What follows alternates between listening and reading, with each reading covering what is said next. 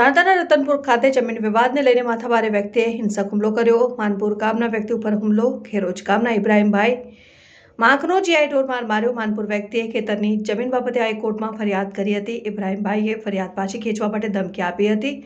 ફરિયાદીએ ફરિયાદ ન ખેંચતા આજે રાત્રે હિંસક હુમલો કર્યો। હુમલો કરનારે ખેતરનો રસ્તો પણ બંધ કર્યો હતો।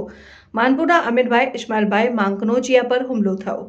હુમલો કરનારે પહેલા ગાડીથી ટક્કર મારી, ત્યારબાદ ફરીથી શરીરના ભાગે હુમલો કર્યો। તાંતા પોલીસ ઘટના સ્થળે પહોંચી લોકોના ટોળા એકઠા થયા। હુમલાખોર ફરાર।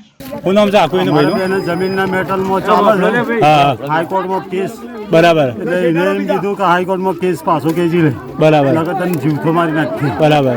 અને એ કેસના અંદર મારો હેતરનો રસ્તો બંધ કર્યો છે। હા હા અને 2-3 વર્ષથી હેતર પડ્યો છે ને આંકડા ઊંઘ્યા છે। રસ્તો આવતો નહીં, કૂવાનું પાણી આવતો નહીં। એ હેતર હું વેચી મારું છું તો કોઈને વેચવા દેતો નહીં। તમે ક્યાં ગામના? હું માનપુરનો અમીનભાઈ ઇસ્માઇલભાઈ મોકલું બરાબર। મારા વાળા કેટલા હતા? મારો 4 જણા હતા। બરાબર। તમે એકલા હતા? ક્યાંથી હતા તમે અત્યારે? હું અત્યારે રતનપુર આવેલો હતો મારા કામથી। બરાબર।